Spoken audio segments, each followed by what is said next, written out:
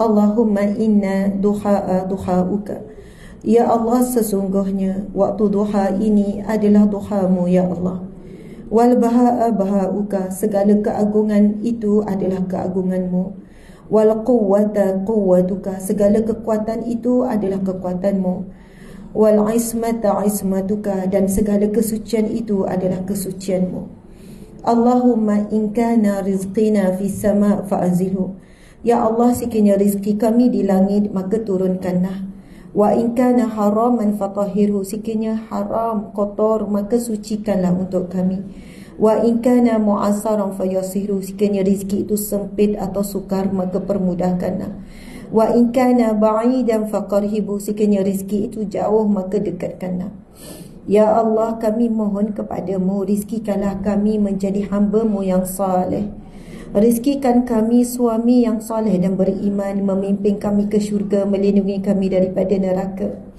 Ya Allah, rizkikan kami zuriat keturunan yang saleh dan salehah, yang boleh membantu kami di alam barzah ya Allah, yang menyambung pahala berterusan untuk kami ya Allah.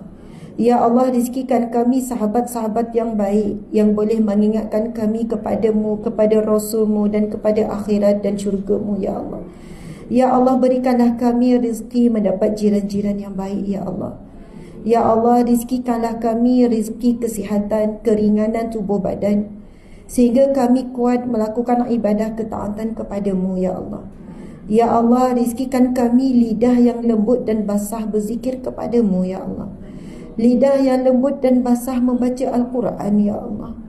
Lidah yang lembut dan basah ya Allah mengungkapkan kata-kata yang baik sehingga menjadi satu sedekah ya Allah. Ya Allah, kami mohon rizkikan kami mata yang baik yang sentiasa melihat perkara yang berpahala dan ibadat. Mata yang tidak mencari-cari aib orang. Mata yang sentiasa dipelihara daripada maksiat. Ya Allah, rizkikan kami tangan kami ini ya Allah menerima bukul amal-Mu daripada tangan kanan kami ya Allah. Janganlah tangan kiri kami menerima buku amal kami ya Allah. Ya Allah, kami mohon rizkikanlah kaki kami ini melangkah titian sirat tanpa tergelincir ke neraka-Mu ya Allah. Ya Allah, jauhkanlah daripada kaki kami ini tergelincir ketika meniti tiang sirat ya Allah. Ya Allah, jadikanlah wajah kami ini bercahaya dengan cahaya wudu, cahaya salat, cahaya sedekah, dengan cahaya Al-Quran di padang mahsyar kelak, sehingga Nabi kami kenal akan wajah-wajah yang bercahaya di kalangan umatnya ini ya Allah. Ya Allah, berikanlah kami ya Allah tubuh badan yang kami pelihara dan kami manfaatkan untuk kerja-kerja agama ini, untuk menyambung perjuangan Rasul-Mu ya Allah. Ya Allah, izinkanlah kedua mata kami ini dapat memandang indahnya wajhullah, indahnya wajhu Rasulullah sallallahu alaihi wasallam. Ya Allah, ya Rahman, ya Rahim, rizkikan kami menjadi wanita yang salehah. Wanita yang salehah ya Allah, kami ingin menjadi wanita yang salehah. Wanita yang kuat beribadah, wanita yang sabar, wanita yang redha, wanita yang tenang, wanita yang bahagia walaupun dalam ujian, walaupun dalam derita, walaupun dalam sakit ya Allah. Kami tetap boleh bahagia dan tenang ya Allah. Ya Allah, kami ingin menjadi wanita yang kuat, wanita yang boleh memberi manfaat ya Allah kepada orang sekeliling kami, suami, anak cucu dan semua yang ada bersama dengan kami ya Allah. Ya Allah, kelemahan kami adalah emosi kami, kelemahan kami adalah hawa nafsu kami ya Allah. Maka bantulah kami untuk menguruskan dan menundukkan keduanya ya Allah. Ya Allah, kami bersyukur kepadamu dengan rezeki-rezeki harta kekayaan yang Engkau berikan kepada kami ya Allah. Bantulah kami untuk menjadi hamba-Mu yang bersedekah, hamba-Mu yang dermawan daripada setiap rezeki yang Engkau berikan. Lalu kami menyedekahkan, kami infak, kami wakaf, kami sedekah ke surau ini ya Allah, ke rumah-rumah-Mu ya Allah, yang telah menyatukan kami di dalam taman syurga-Mu di dunia ini ya Allah. Ya Allah, ya Rahman, ya Rahim, kami yakin dan kami tahu dan kami pasti bahawa kematian itu akan datang, bahawa nyawa ini akan terputus daripada badan kami. Kami akan menghela nafas yang terakhir. Kami takut, ya Allah. Kami bayangkan ia amat sakit. Kami bimbang untuk meninggalkan apa yang kami usahakan. Hati kami ini mencintai dunia, diri kami dan keluarga terlalu besar, ya Allah. Ya Allah, kami tahu bahawa kematian itu adalah pintu untuk pertemuan denganmu dan Rasulmu. Kami tahu bahawa kematian itu adalah pintu untuk berpindah alam sahaja, ya Allah. Tapi kerana amal kami begitu sedikit, amanah begitu banyak belum dilunaskan, dan dosa-dosa kami masih banyak, hutang-hutang kami masih banyak, justru kami rasa takut untuk mati, ya Allah. Kami mohon kepadamu, ya Allah. Allahumma a'inna ala sakaratil maut wa ghamaratil maut. Ya Allah, bantulah kami dalam menghadapi sakitnya sakaratul maut. Bantu kami, ya Allah, dalam menghadapi kematian kami sendiri. Sesuatu yang kami cuba untuk hindarkan, sesuatu yang kami takut, sesuatu yang kami usaha supaya tidak datang dekat, dia pasti akan datang juga, ya Allah. Allahumma barik lana fi Rajab wa Sya'ban wa ballighna wa barik lana fi Ramadan. Ya Allah, berkati kami di bulan Rajab ini, ya Allah. Berkati kami di bulan Sya'ban, dan berkati dan sampaikan kami ke bulan Ramadan, ya Allah. Ya Allah, ya Allah, ya Allah, ya Sami, ya Maha mendengar, ya Basir, ya Maha melihat, ya Syahid, ya Maha menyaksikan, ya Mujib, ya Maha memakbulkan. Kami mohon kepadamu, sampaikan kami ke Ramadan ini, ya Allah. Ada yang meninggal 3 bulan sebelum, 2 bulan sebelum, 1 bulan sebelum, 1 minggu sebelum. Ada yang meninggal 1 minit sebelum masuk Ramadan. Kami tidak tahu bila saat kami akan pulang kepadamu, ya Allah. Namun kami mengharap dan meminta agar kami dapat bertemu dengan Ramadan kali ini, ya Allah. Kerana kami muhasabah diri kami merasakan Ramadan yang lepas, kami tidak melakukan sehabis baik, ya Allah. Kami masih leka dalam bulan Ramadan. Kami tak capai target untuk habis khatam. Dan banyak sangat kelalaian bila sudah masuk minggu kedua, ketiga, akhirnya Ramadan berlalu dengan kami menyesali, ya Allah. Maka ya Allah, berikanlah kami rezeki untuk Ramadan kali ini. Kami lakukan Ramadan kali ini yang terbaik, yang terindah, yang termulia, ya Allah.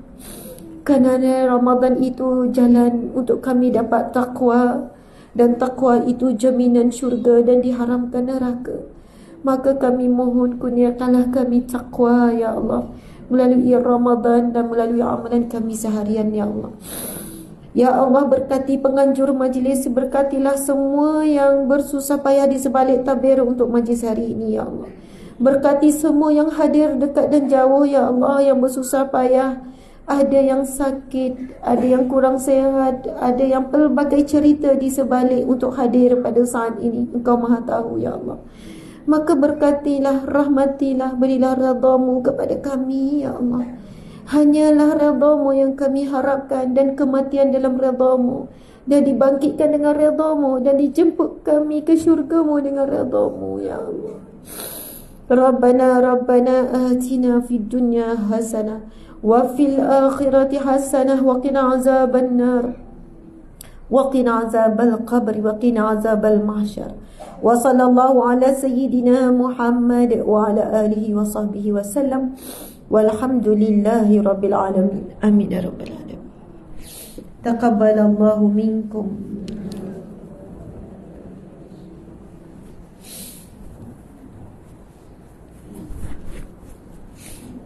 Allahu akbar. Alhamdulillah, alhamdulillah, alhamdulillah.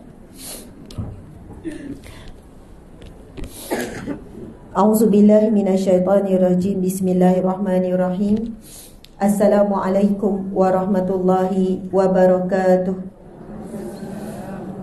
Alhamdulillahi rabbil alamin.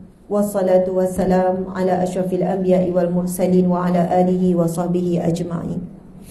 Terima kasih kepada Surau Darussaadah Taman Keramat Permai Kuala Lumpur di atas penganjuran Taman Syurga Allah, penganjuran majlis ilmu dan majlis zikir ini. Terima kasih kepada Puan Sabariah binti Mustanuddin selaku MC. Terima kasih Ustaz Muhammad Helmi bin Hamzah, Pengerusi Surau. Seterusnya Ustaz Muhammad Salihin bin Syamsuddin, Imam Surau. Puan Sabariah binti Mustainuddin, Ketua Biro Muslimat. Dan kepada pembaca doa Ustaz Muhammad Salihin bin Syamsuddin. Dan kepada semua yang hadir daripada Taman Keramat ni, daripada yang dekat dan juga yang jauh, dan hadir secara live di media sosial. Subhanallah. Apa khabar semua? Alhamdulillah, semuanya nampak baik-baik. Saya rasa segan juga nak duduk depan muslimat ni. Muslimat ni orang baik-baik. Muslimi pun ada juga di sana. Sebelah sana saya nampak ada beberapa orang muslimin. Semua di hadapannya adalah kaum mukmin dan mukminat, orang-orang yang beriman, dan lelaki dan perempuan. Di kalangan orang yang tunduk, Muslim ni maksud orang yang tunduk menyerah diri kepada Allah. Itu maksud Muslim. Mukmin pula orang yang yakin dan percaya kepada Allah Subhanahu wa ta'ala. Muttaqin pula orang yang takut kepada Allah. Apa maksud orang yang takut kepada Allah? Orang yang takut sangat hubungan dia jauh dengan Allah. Orang yang takut sangat kalau ada sesuatu yang menghalang antara cintanya dengan Allah. Orang yang takut sangat Allah melupakannya dan Allah tidak memandangnya. Itulah orang yang takut. Bukannya takut dalam erti kata yang kita faham. Takut bankrupt, kita kan tak nak. Takut suami sekian-sekian, takut anak sekian. Itu ketakutan yang kita nak jauh daripada perkara-perkara tersebut. Tetapi maksud takut kepada Allah adalah takut Allah murka pada kita. Takut Allah tak sayang kita.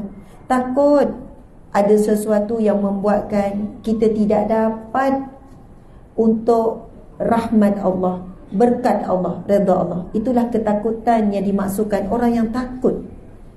Dia tidak rasa takut dengan kehilangan dunia. Dia tak rasa takut kalau manusia benci dia. Dia tak rasa takut dengan kecaman orang. Dia tak rasa takut sekiranya orang yang dia sayang mengkhianatinya.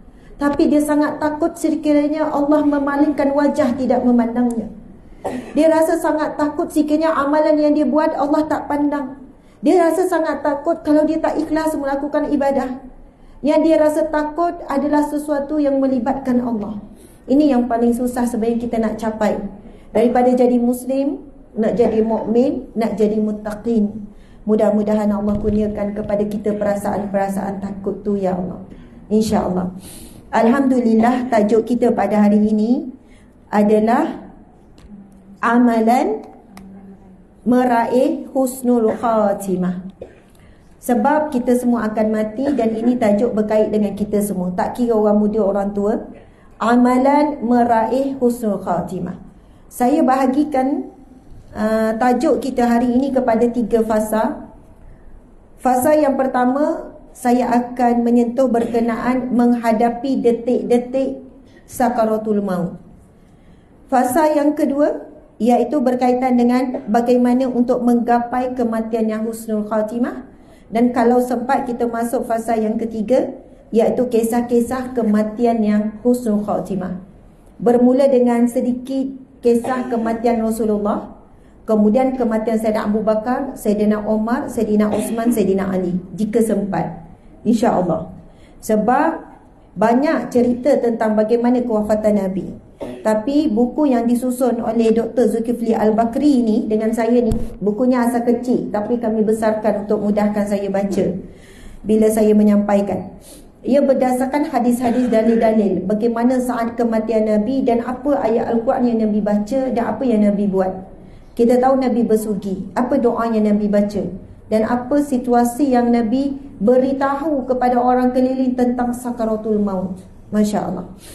Muslimin muslimat dimati Allah sekalian, bila sebut tentang sakaratul maut, mari kita tengok yang pertama dalil Al-Quran, yang kedua hadis Nabi yang berkaitan dengan sakaratul maut. Sama-sama kita baca, saya baca, muslimin muslimat ikut, insya-Allah. A'udzu billahi minasyaitonir rajim. Silakan.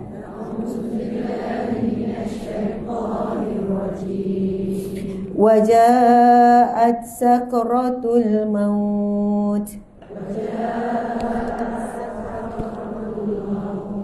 bil haqq Dzalika ma kunt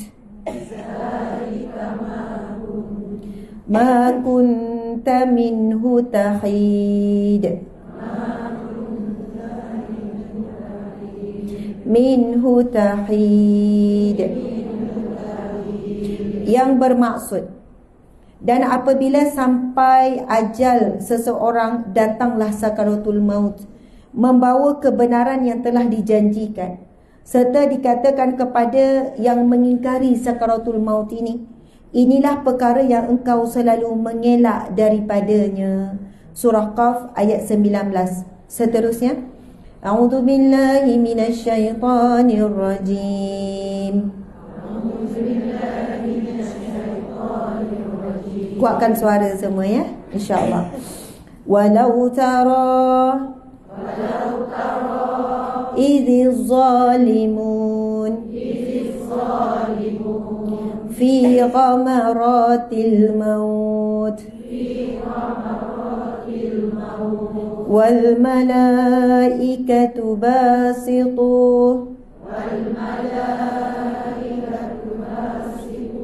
aydihim akhriju anfusakum. Sadaqallahul azim. Surah Al-An'am ayat 93, yang bermaksud, dan sungguh ngeri sekiranya engkau melihat ketika orang-orang yang zalim itu dalam penderitaan sakaratul maut, ketika hendak putus nyawa, sedang malaikat-malaikat pula menghulurkan tangan mereka memukul dan menyeksa orang-orang itu sambil berkata dengan menengking dan mengejek, keluarkanlah nyawa kamu daripada tubuh kamu sendiri. Allahu Akbar. Bila kematian su'ul khatimah yang berlaku adalah ketika nafas akhir ataupun nak keluar dah nyawa, malaikat akan memukul-mukul dan malaikat akan mengherdik, memarahinya, menengkingnya dengan mengata, keluarkanlah sendiri nyawa kamu itu. Nescaya ia tidak mampu mengeluarkan ataupun menahan malaikat, malaikat akan meragut dengan begitu keras. Yang disebut di dalam ayat ini adalah orang-orang yang zalim. Muslimat sekalian, kalau kita tengok zikir Nabi Yunus alaihi salam, apa zikir Nabi Yunus alaihi salam? La ilaha illa anta subhanaka inni kuntu minaz zalimin. Kalau kita faham maksud, kita rasa macam kurang best. Why maksud kurang best? Masa saya kecil-kecil lah, maksudnya sekolah rendah, sekolah menengah, masa kita belajar tentang zikir ni dan kita baca maksud, macam tak best nak sebut. Apa maksudnya ialah la ilaha illa anta, tiada Tuhan melainkanmu ya Allah. La ilaha illa anta, tiada Tuhan melainkanmu ya Allah. Subhanaka, ini maha sucimu ya Allah, inni kuntu minaz zalimin, sesungguhnya aku orang-orang yang zalim. Maksud saya, seronok ke nak ngaku kita zalim? Tak. Sungguh, subhanaka, ini maha sucimu ya Allah, aku orang-orang yang zalim. Inni kuntu minaz zalimin, sesungguhnya aku di kalangan orang-orang yang zalim. Masa saya sekolah rendah, sekolah menengah, saya kata, kenapa kita nak cakap kita orang zalim? Kenapa nak ngaku kita orang zalim? Kita zalim siapa? Kita buat jahat pada siapa? Kenapa kita nak sebut kita orang zalim? Tapi bila ilmu bertambah, kefahaman bertambah, baru kita faham apa maksud bila kita mengaku kita orang yang zalim. Kita sedang menghina dan merendahkan diri kita dan mengakui di hadapan Allah, ya Allah, tiada Tuhan melainkanmu ya Allah, sesungguhnya aku menzalimi diriku ya Allah. Aku sebenarnya menzalimi diriku dengan maksiat, dengan dosa, dengan akhlak yang buruk, dengan mengumpat, dengan tangguh solat, tangguh ibadah, tangguh sedekah, tangguh haji pada ada mampu, tangguh itu, tangguh ini. Semua perbuatan kita itu, kita sedang menzalimi diri kita. Tapi tak nampak. Beza kalau saya ambil ni, saya pun ketuk-ketuk kepala saya, barulah muslimat akan tengok, kenapa ustazah zalimi diri ustazah tu? Sampai berdarah-darah. Kenapa zalimi diri sendiri? Sebab nampak darah. Tapi bila kita buat dosa, kita tak nampak kita zalimi diri kita. Cuba bayangkan bila kita ngumpat je, ada satu hanger, kita pukul diri kita. Ngumpat pukul. Contoh. Ibaratnya begitu. Setiap kali kita melakukan dosa maksiat, setiap kali kita buat perbuatan-perbuatan yang Allah mungkar, Allah marah, kita sedang menzalimi diri kita. Dan itulah yang Nabi Yunus sebut. Kerana apa? Dia meninggalkan kaumnya kerana dia dah kecewa dengan kaumnya.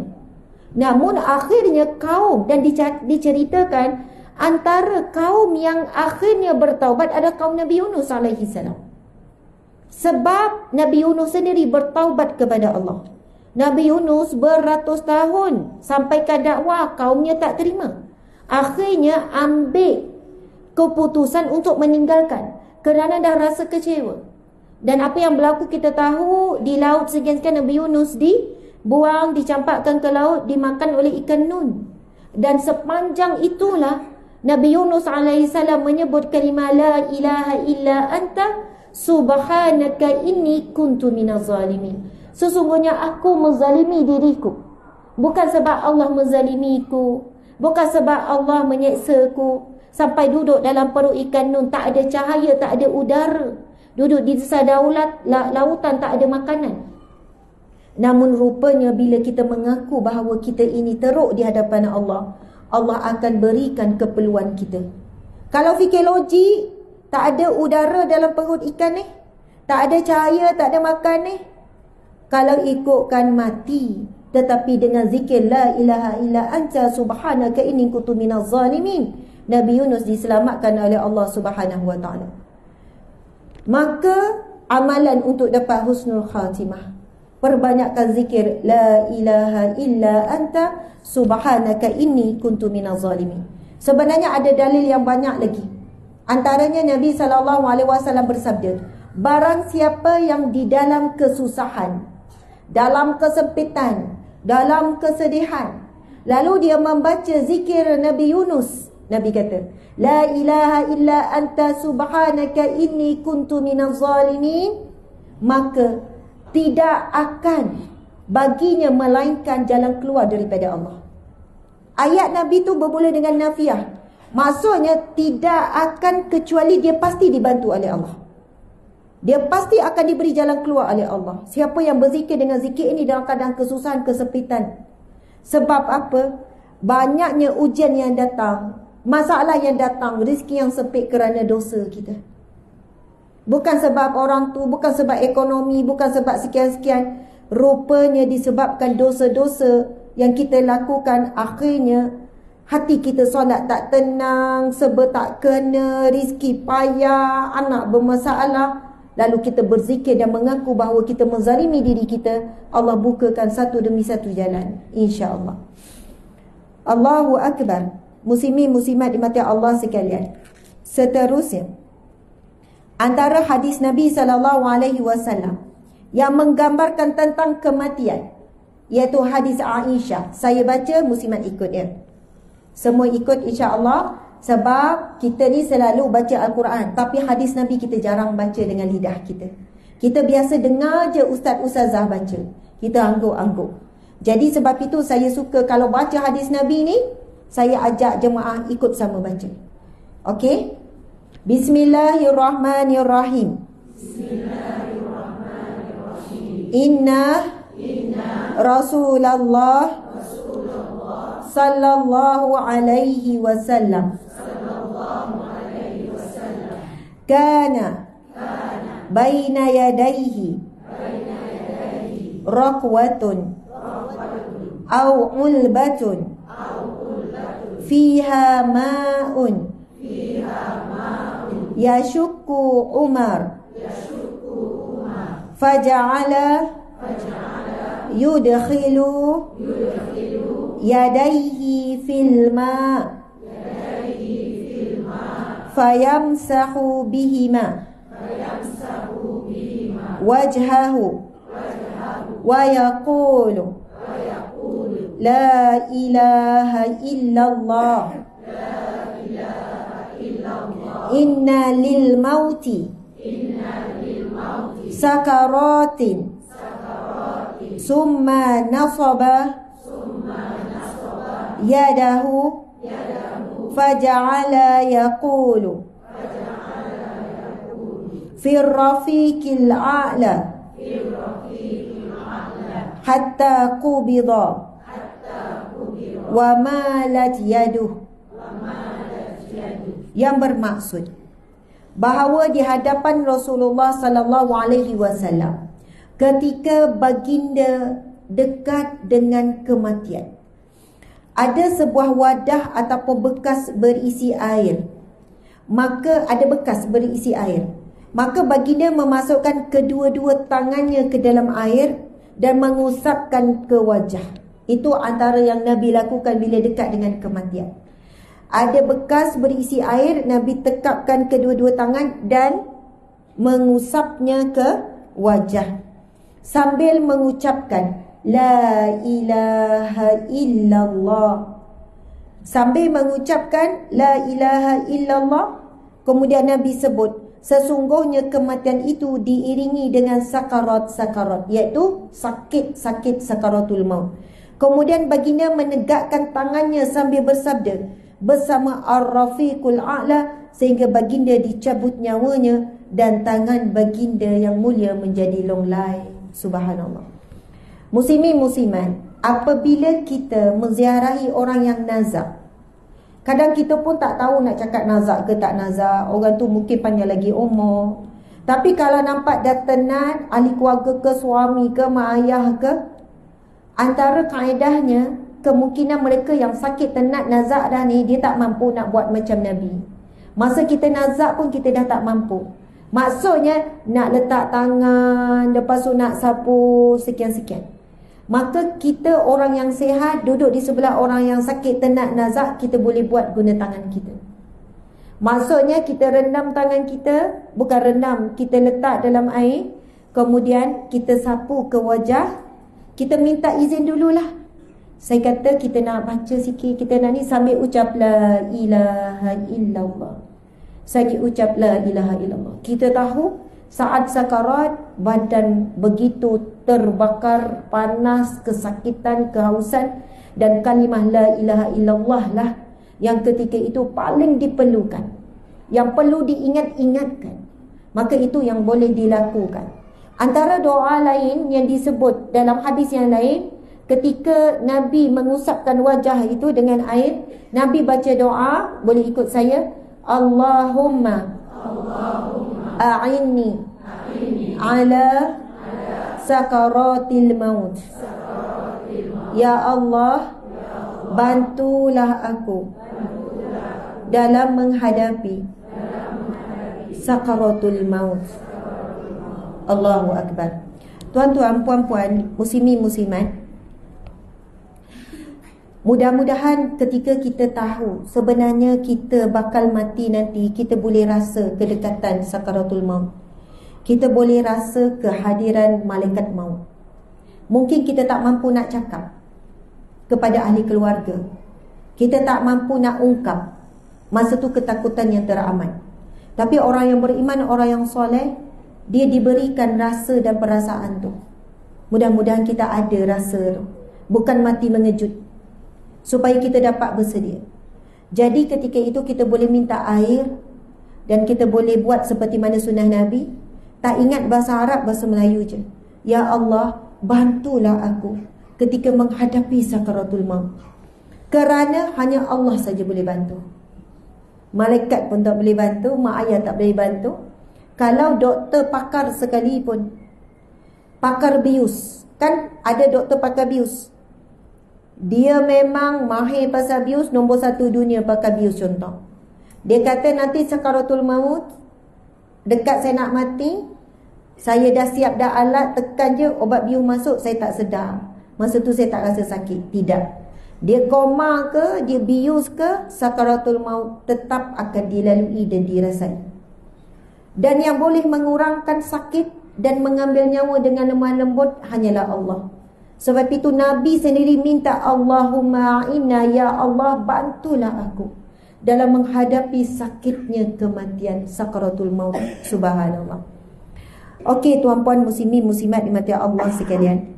Daripada Aisyah radhiyallahu anha lagi, suasana Nabi meninggal dunia, wafat, Aisyah bercerita, mata Nabi sallallahu alaihi wasallam wa innahu labaina haqinati wa dhaqinati fala aqrahu shiddatal mauti li ahadin abadan ba'da Nabi sallallahu alaihi wasallam. Masya-Allah.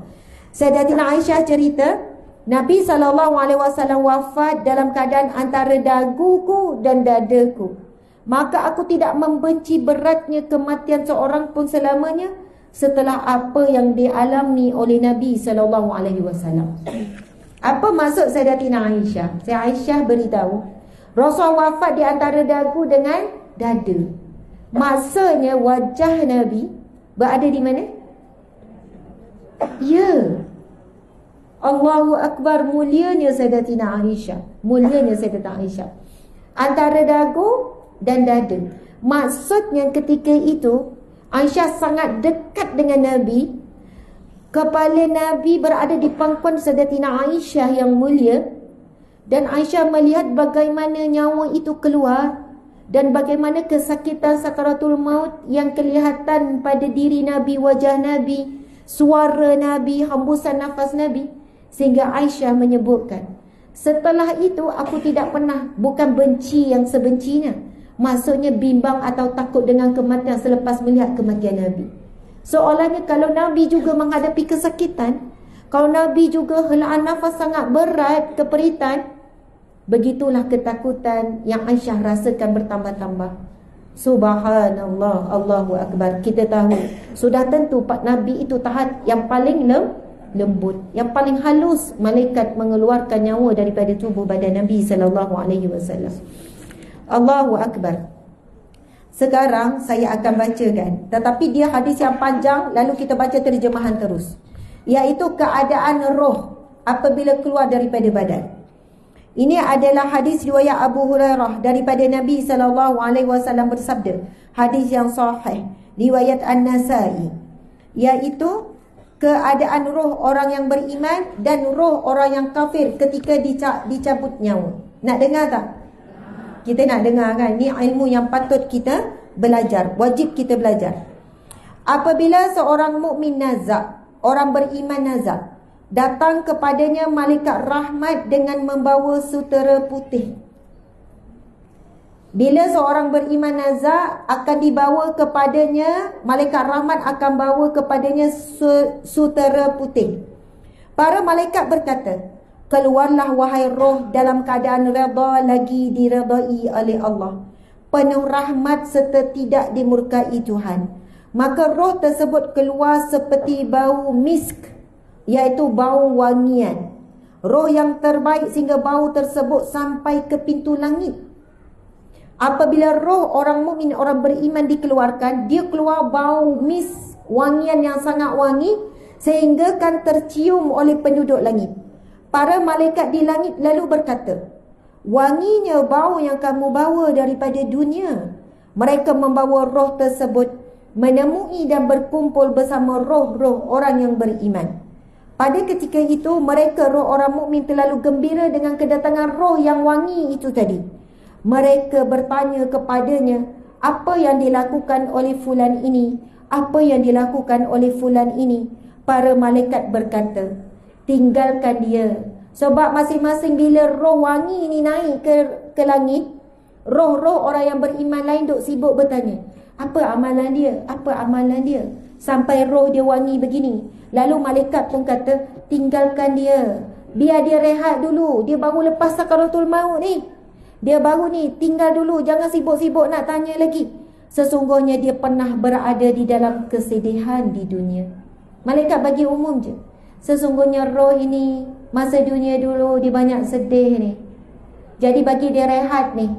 Sedih, kita semua pernah sedih. Sejauh mana kita boleh sabar dengan ujian Allah kan? Sesungguhnya dia berada dalam kesedihan di dunia. Lalu roh itu berkata, apa yang menyebabkan kamu ke sini? Mereka menjawab, dia telah dibawa dari ibunya ketika mana orang kafir nazak datang kepadanya malaikat azab membawa guni. Okey, ini pula berkaitan dengan roh yang dimurkai oleh Allah. datang kepadanya malaikat azab dengan membawa guni. Lalu para malaikat berkata, keluarkan wahai roh dalam keadaan murka lagi dimurkai serta azab Allah. Maka roh itu keluar seperti bau nanah, sehingga bau tersebut sampai ke pintu dunia. Maka para malaikat berkata, busuknya bau nanah ini, sehingga mereka membawa roh-roh orang kafir. Jadi kalau kematian su'ul khatimah, kematian yang buruk, dia berbau busuk seperti nanah. Allahu Akbar. Tuan-puan dimati Allah sekalian, hari itu dalam 2 minggu yang lepas, siapa yang hadir, yang telah hadir di satu masjid, saya tak ingat, tak jauh dari area KL juga, yang saya cerita tentang su'ul khatimah, kematian seorang suami yang mendera isterinya. Siapa dah ada dengar cerita ni? Ustazah ke? Masya Allah, itu dia kesayangan dan kerinduan Al-Fadhilah Ustazah Muzayyanah. Betul kan? Masya Allah. Ini kejutan istimewa ni. Tengok semua orang excited. Silakan Ustazah. Masya Allah. Ini baru balik semalam ni, fresh from oven, daripada tanah suci. Tak boleh nak nyorok Ustazah. Sayang kerana Allah. Ustazah nak nyorok kat mana? Alhamdulillah. Alhamdulillah. Barakallah. Sihat Ustazah baru sampai kan? Ya tak apa. Ustazah baru sampai bila malam tadi? Ustazah Zai malu, dia kata malu. Ustazah mailah jemput kat sini. Ustazah senyum pun tak apa Ustazah. Ustazah duduk sebelah senyum-senyum. Orang dah gembira dah tengok senyuman Ustazah. Saya lagi gembira. Lepas ni boleh pas pada Ustazah. Sebab hijau Ustazah, hijau putih. Baru balik majlis khatam Quran. Ustazah baru sampai di Malaysia semalam. Lepas tu dah ada majlis khatam Quran. Saya tengok live tadi. Betul, Ustazah di masjid Taman Tak Ampang. Taman Tar Ampang. Macam tu lah, kuat kan? Maksudnya baru sampai semalam, program dah penuh, macam tu lah lebih kurang. Ramai pula ambil gambar Ustazah. Gitu. Susah kan? Sangat susah. Tapi saya tahu yang surau ni, kakak kawasannya adalah Ustazah Zai. Ni kawasan Ustazah Zai ni, kalau saya masuk tanpa melalui kakak kawasan, memang adik ni kena cubit lah. Gitu. Subhanallah. Dan Ustazah Zai kata, kalau speaker daripada surau ni dengar kat rumah dia. Betul ke Ustazah? Memang dekat sangat. Berjiran, taman sebelah. Taman sebelah. Jadi boleh lagi rumah mana? Boleh. Tak boleh ikut ya. Kami berdua je ya. Tiba ramai pula yang nak ikut bagi salam nanti. Kita tengok macam mana. Masya Allah. Alhamdulillah. Tuan-puan yang dihormati lagi dikasihi, kita bagi Ustazah Zai rehat dulu. Sebab Ustazah baru juga lepas program dan sesama kurang sihat, baru balik daripada Mekah ke Madinah Ustazah? Mekah. Maksudnya balik daripada Mekah, masuk Madinah dulu. Masya Allah. Okey, Alhamdulillah. Tuan-puan dimati Allah sekalian. Jadi tadi tu saya kan sebut pasal cerita tadi tu kan. Alhamdulillah lah, masih ramai lagi baru dengar cerita tu. Sebab saya cerita sekali je gitu. Jadi saya cerita lagi sekali hari ni tentang kematian yang sangat menakutkan ni. Saya harap kita boleh ambil iktibar daripada kematian yang sangat menyedihkan. Sebab memang kita bincang pasal husnul khatimah. Dan kita dah sentuh tadi berkaitan dengan amalan-amalan, sedikit amalan tentang husnul khatimah. Tapi penting juga kita tahu apakah yang menjadi penyebab kepada su'ul khatimah, supaya kita menghindarkannya. Kita tak nak, kita na'udzubillah, kita takut, kita mengejar husnul khatimah, tapi kita ada melakukan perkara yang menjadi penyebab su'ul khatimah. Okey, kisahnya begini. Ada seorang wanita ni, dia jumpa saya dan Allah izinkan kami boleh luangkan masa begitu agak lama, lebih kurang 2 jam. Dia dah minta dengan saya dah lama dah, lebih setahun ke lebih 2 tahun. Dia kata, Ustazah, saya nak sangat moga satu hari saya dapat cerita kepada Ustazah pengalaman hidup saya ni. Tujuannya, dia dah bagi tahu jelas-jelas awal-awal objektif dia nak cerita, supaya dapat beri pengajaran terutamanya kepada para suami, kepada para lelaki. Tapi jangan pula kita terus, oh ni bukan pasal kita, pasal orang lelaki. Nanti balik nak cerita kisah ni pada suami. Sebab setiap pengajaran, setiap yang berlaku sebenarnya untuk diri kita. Dibebangi kita ada buat perkara yang sama. Kisahnya wanita ini, perkahwinan lebih kurang dalam 20 tahun. Sepanjang pernikahan beliau didera oleh suaminya. Penderaan dari semua sudut. Berdarah-berdarah tu biasalah, sepak terajang, kepala bawah kaki dihenyak-henyak, dipijak-pijak depan anak-anak, maki hamun, semua perkataan keji, yang paling keji, yang hina, yang teruk-teruk tu semua kena, perkara biasa. Sepak terajang apa semua. Okey. Sampailah dah 20 tahun menikah ni, anak 5 orang. 5 ke 6 orang, lebih kurang begitulah. Kemudian sampai peringkat anak dah besar kan. Anak dah umur 17, anak dah umur 16.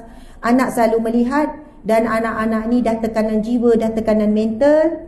Anak-anak pun terkesan, sampai anak yang minta dengan ibu supaya keluarlah daripada rumah tangga yang begitu, supaya tak teruskan, mohon pisah, mohon cerai.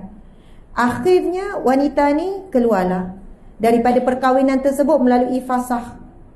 Dan syarat nak dapat fasakh tu macam-macam lah. Tak boleh tuntut itu, tak boleh tuntut ini. Dan wanita ini suri rumah, tak bekerja. Selama ini memang bergantung apa yang suami bagi, walaupun tak pernah cukup. Suami dalam keadaan melakukan kezaliman dan sebagainya. Suami menghabiskan duitnya kepada perkara yang lain. Anak isteri memang tak cukup makan.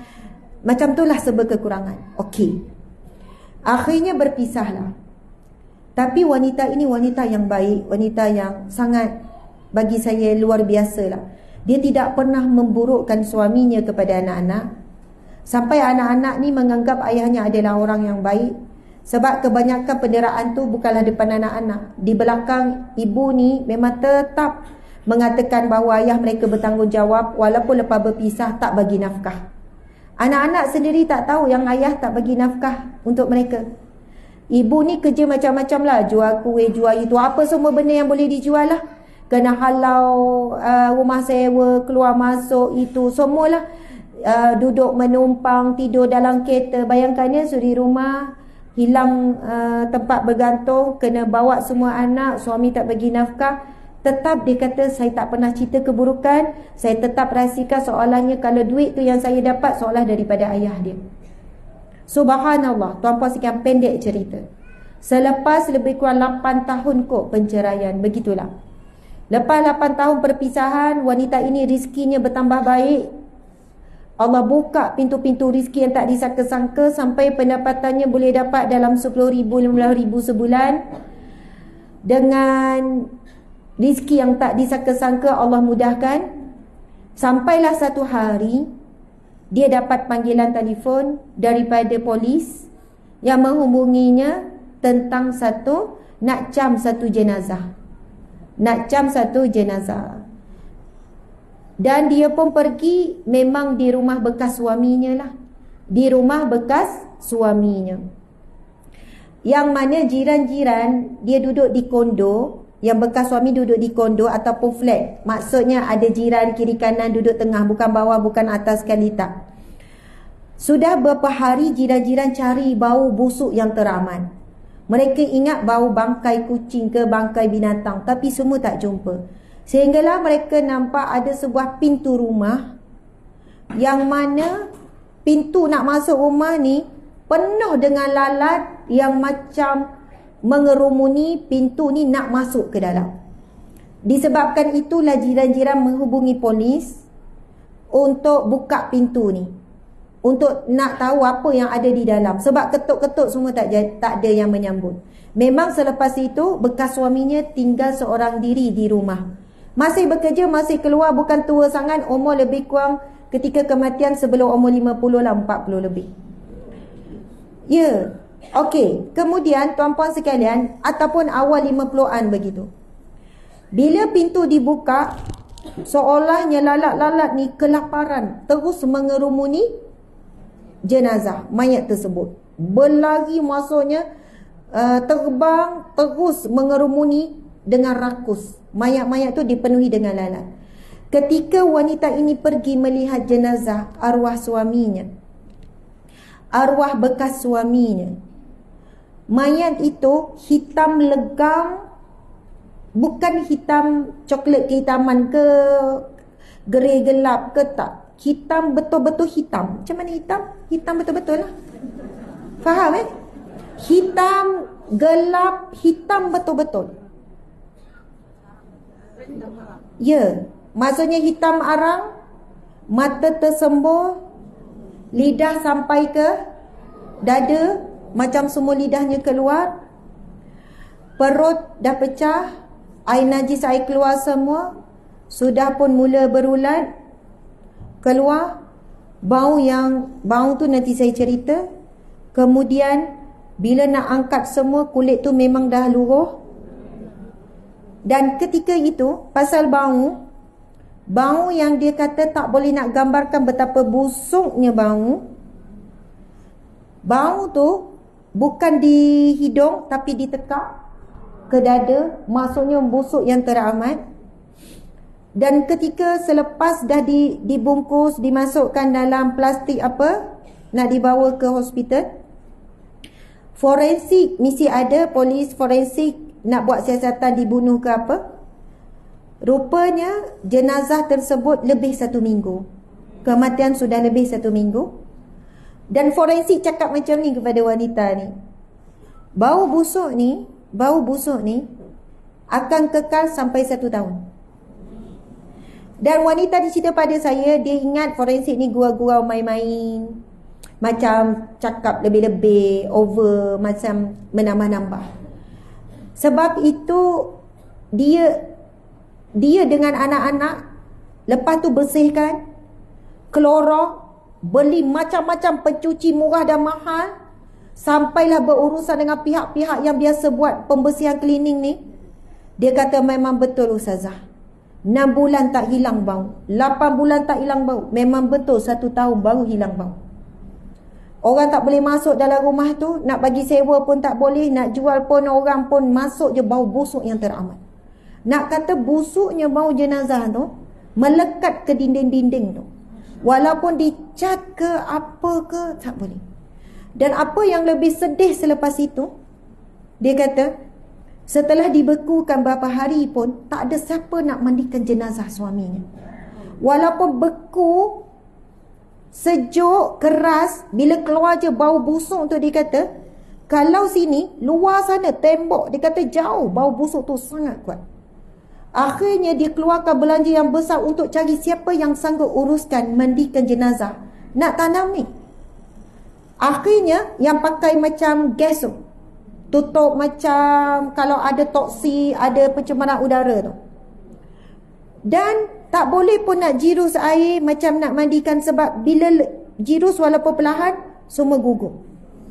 Akhirnya dilap-lap begitu saja, macam guna tisu basah, lap-lap-lap. Subhanallah, dia kata daripada awal sampai penghujung, sampai nak angkut, siapa yang nak angkut, busuk sangat. Nak cari orang yang uruskan sampai ke kubur sangat susah. Semua orang tak nak, semua orang menjauh, orang akan muntah, busuk teramat sangat. Na'udzubillahi min zalik. Ini kisah benar, bukan rekaan. Ada lagi kisah-kisah yang saya dengar tu tak sampai hati saya nak cerita apa yang berlaku dalam tempoh menguruskan dan sebagainya, tuan-puan sekalian. Tapi wanita ini cerita, Ustazah, sepanjang saya didera oleh suami, hidup saya sangat dahsyat. Lepas tu kezaliman itu berterusan dengan tak diberi nafkah anak-anak, dia hidup susah payah dengan anak. Dia tidak pernah benci suaminya, tak pernah doa keburukan untuk suami. Tak pernah dia minta, ya Allah turunkan bala, tunjukkanlah ya Allah kemurkaanmu, ya Allah suami aku zalim. Dia kata tak pernah Ustaz. Sehingga dia nampak mata terbuka dengan lidah terkeluar tu pun dia sebut, ya Allah aku maafkan dia ya Allah.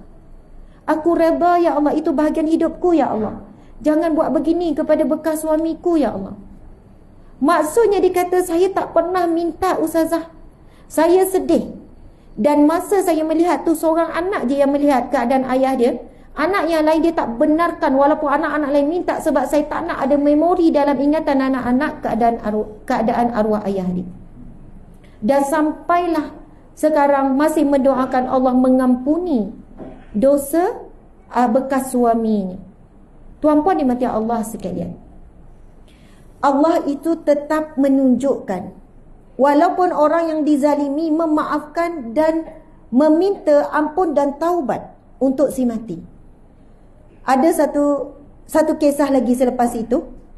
Arwah ni, si mati ni, bekas suami ni, bulan 8 dah dapat dah K daripada SP. Dia bekerja. Jumlahnya lebih kurang dekat 300,000. Banyak juga kan? Dia dah boleh keluarkan dah. Tapi dia bagi tahu kepada wanita ni, saya tak nak keluarkan lagi. Sebab saya nak tunggu 3 bulan lagi. Cukup tempoh tu nanti dapat lebih sikit. Dari segi komisen ke apa kita panggil? Dividen. Dia kan ada tempoh matang. Jadi dia hold nak keluarkan. Dia dah boleh keluarkan tak? Dia dah pencen dah. Dia pencen awal. Tapi dia hold. Dia tak nak keluarkan lagi. Dia kata tunggu lagi 3 bulan 4 bulan. Dan dia meninggal sebelum tarikh yang dia nak keluarkan. Maksudnya Allah tak izinkan untuk dia menikmati pencen tu walaupun 1 sen. Akhirnya seluruh pencen tu semua dapat dekat anak-anak.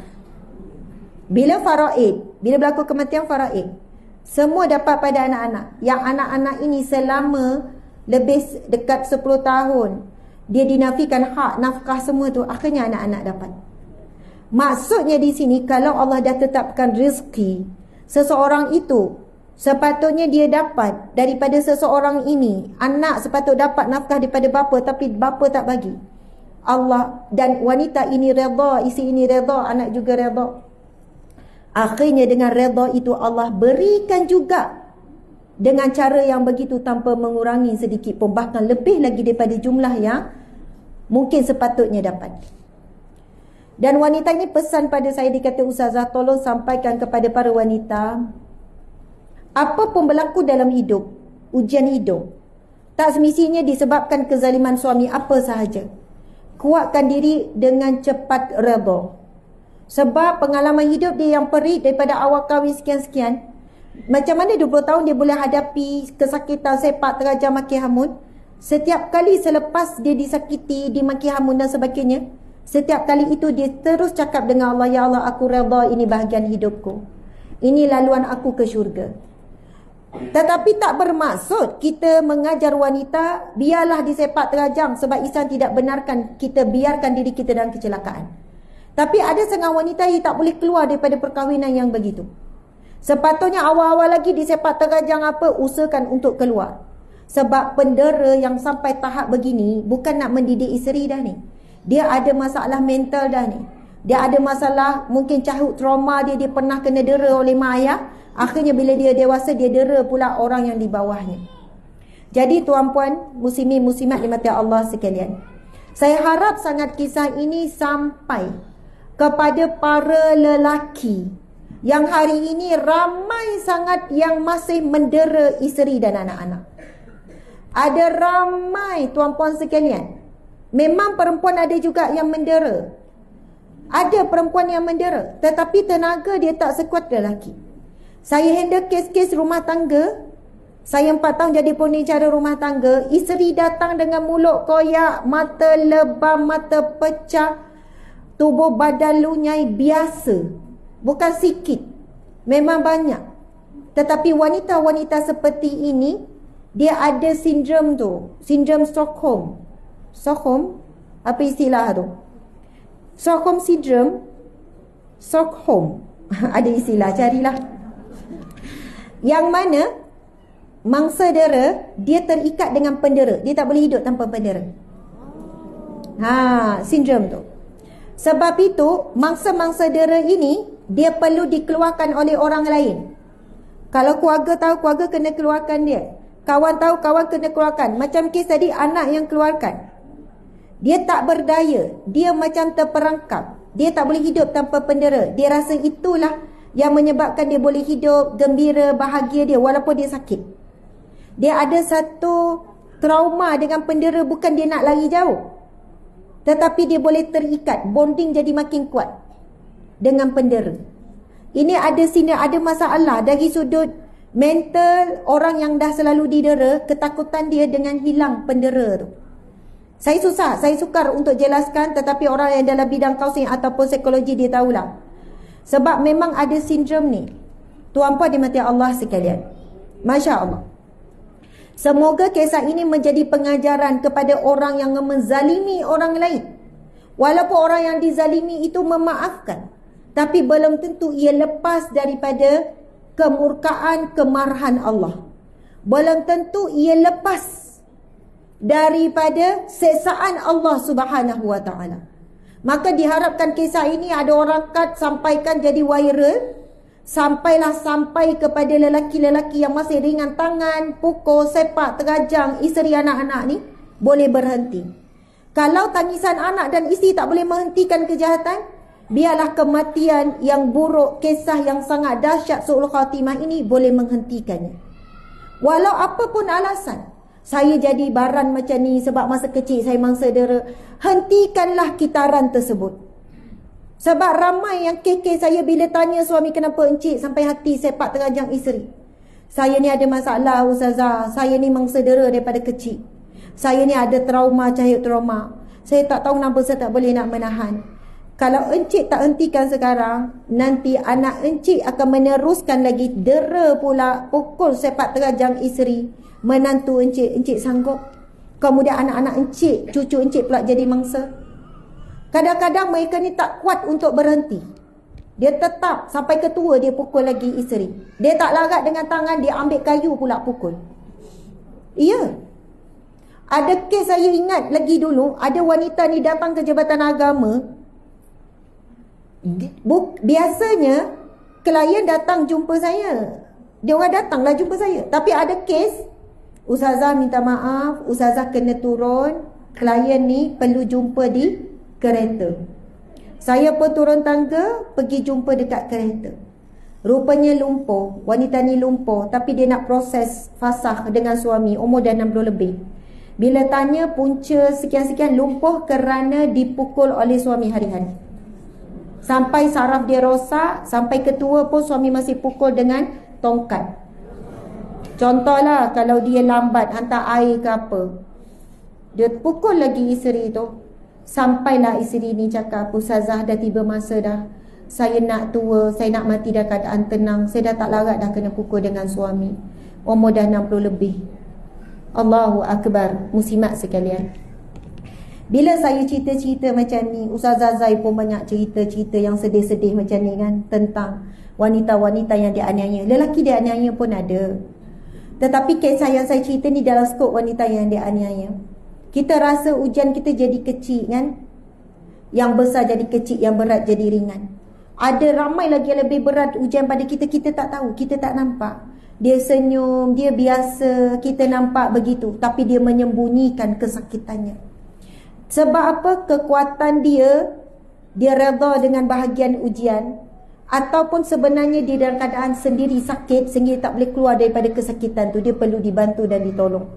Moga-moga kisah ini memberi pengajaran dan ketakutanlah kepada lelaki-lelaki yang masih mendera isteri dan anak-anak. Allahu Akbar. Tuan-puan muslimin muslimat yang dirahmati Allah sekalian, kalau saya nak cerita satu lagi kisah, simple je. Ini kisah ibu yang mendera anak. Saya satu hari, kan kita orang perempuan kadang mengurut kan, kita ngurut. Saya tahu ada 2-3 kali ngurut. Masa tu saya tak boleh gerak, belakang saya tak boleh gerak, saya salah urat macam mana. Lepas tu panggil lah tukar urut ni. Tukar urut ni orang muda lagi, umur 30 lebih. Lepas tu dia pun ramah. Saya pun tanya dia, "Di, awak mesti dah urut macam-macam orang." "Ya." Apa pengalaman?" Korek-korek cerita dia kan. "Saya banyak urut orang lepas bersalin ustazah. Saya banyak urut orang lepas bersalin. Lepas tu saya trauma ustazah sebenarnya nak mengurut orang. Sebab apa? Orang lepas bersalin, kita akan urut dekat rumah orang. Jadi saya akan nampak apa yang berlaku kat rumah tu. Ada satu hari saya mengurut seorang wanita lepas bersalin ni. Lepas tu tengah urut, adalah seorang anak yang umur 2 tahun lebih. Dia ada baby kan, dia lepas bersalin ada baby. Lepas tu ada anak 2 tahun dengan 3 tahun ke 4 tahun buat bising, ataupun bergaduh lah anak kecil ni. Dia kata depan mata dia, tengah urut-urut mak Pak Bersalin ni, mak dia lempang anak tu. Dua-dua anak tu sekuat hati, faham tak? Lempang sekuat hati. Sampai anak tu macam ketakutan menggeletar. Subhanallah, dia rasa macam dia terkejut, dia tak tahu nak buat apa. Tengok mak lempang anak kecil 2 tahun dengan 4 tahun lebih kurang. Lepas tu ada baby. Dan dia kata, tahu Ustazah apa yang menyedihkan? Yang sedihnya, ayah tu duduk depan TV, duduk tengok TV macam tak ada apa-apa yang berlaku. Dan dia kata sebenarnya dia pergi ngurut tu dah berapa kali. Dan dia nampak mak ni stres dengan baby. Lepas tu dengan anak kecil pun dia nak kena urus. Yang mana suami tu tak buat apa-apa, tak ambil tahu, tak mudahkan. Dan saya faham sangat sebenarnya isteri ni nak lepas marah pada suami. Dia nak marah suami tapi dia lepas pada anak. Dan lepas tu Ustazah, saya tak nak pergi dah mengurut tempat dia. Saya tak sampai hati, saya tak sanggup nak tengok. Sebab bila saya pergi, saya tengok benda tu depan mata. Dan banyak cerita-cerita pengalaman bila pergi ke rumah-rumah ni, tengok bagaimana lelaki pukul anak sepak terajang. Bila anak bising, sepak je. Mak ni tengah urut, bang janganlah pukul anak tu bang, janganlah bang, kesian dia. Oi, menyedihkan masyarakat kita. Kenapa tuan-puan sekalian? Ya, tak ada iman, tak baca Quran, tak solat, hidup dengan phone, gadget, ketagihan, hilang kawalan diri. Masya Allah. Subhanallah, muslimin muslimat yang dihormati lagi dikasihi. Sekarang kita dah baca tadi dalil berkenaan dengan sakaratul maut, hadis Nabi dan juga firman Allah Subhanahu wa taala. Okey, kita pergi kepada nanti Ustazah, ujung Ustazah tambah, Ustazah kena juga bercakap. Saya tahu Ustazah dah banyak dah tu. Ada banyak idea tu nak cakap. Jadi kita kena bagi, kalau tak nanti Ustazah tak lalu makan. Penceramah ni memang macam tu, kan tak lepas apa yang dia nak cakap. Itu lagi susah daripada menahan benda lain, pada menahan apa-apa yang nak dicakap. Okey, tuan-puan dimati Allah sekalian. Sekarang kita pergi sepintas lalu amalan-amalan untuk menggapai husnul khatimah. Okey, ini yang disusun di dalam buku oleh Dr. Zulkifli Muhammad Al-Bakri ini tentang amalan. Ada lebih kurang 10 amalan. Amalan yang pertama, tak apa nak tulis pun boleh, tak tulis pun boleh, tapi ya, subhanallah, kepada Puan Nur Aini Ninggal, tolong alihkan kereta. Biasanya sebut nombor plate kereta kan. Ni diorang dah tahu dah nama. Orang dah kenal dah. Sila alihkan. Jangan tengok siapa yang bangun. Sian dia. Tapi tak apa, is normal lah, sebab kawasan yang terhad kan parking. Jadi boleh alihkan kereta. Masya Allah. Okey, tuan-puan sekalian, yang pertama iaitu sentiasa menjaga solat fardu dengan sempurna dan di awal waktu. Itu antara amalan yang pertama dan utama untuk mendapat husnul khatimah. Solat, jaga solat fardu dengan sempurna dan di awal waktu.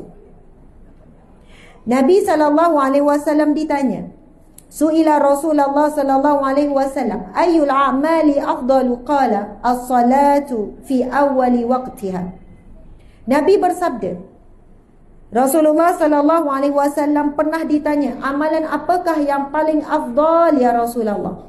Amalan apa paling utama, paling afdal ya Rasulullah?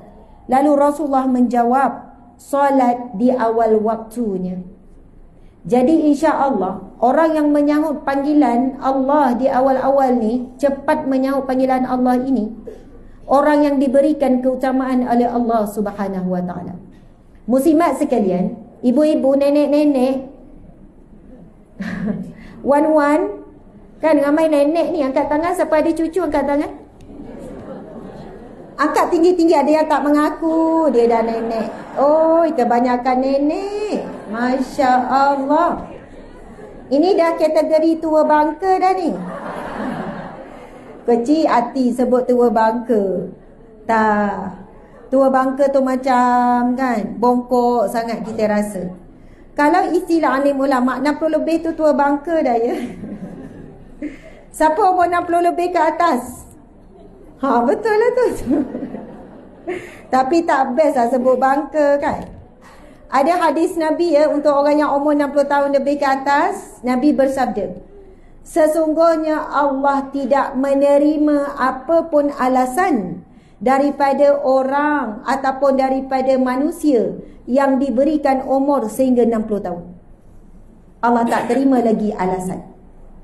Kalaulah ada orang yang mati umur 40, lalu dihisap di akhirat kelak, kenapa sekian-sekian, mungkin dia bagi alasan, ya Allah aku mati muda, ya Allah umur 40 dah meninggal, ya Allah tak sempat nak fokus ibadah, tengah sibuk cari nafkah, kerja pagi sampai petang sampai malam sekian-sekian. Boleh jadi dia masih, memang hadis Nabi tu Allah Maha menerima alasan, namun Allah tidak menerima alasan bagi orang yang umurnya sampai 60. Tapi kalau makcik umur 60, 61 nak bagi alasan lagi, kenapa sembahyang lambat, kenapa baca Quran sikit, kenapa sekian-sekian, ya Allah masa meninggal muda lagi 61, ya Allah 62, ya Allah masa tu tengah sibuk tengok sinetron, tengok drama kan, tengok sekian-sekian, sibuk berjalan, sibuk melancong. Tuan-puan dimati Allah sekalian, nampak macam biasa, kita boleh ketawa dan gelak, tetapi ia sangat menakutkan sebenarnya.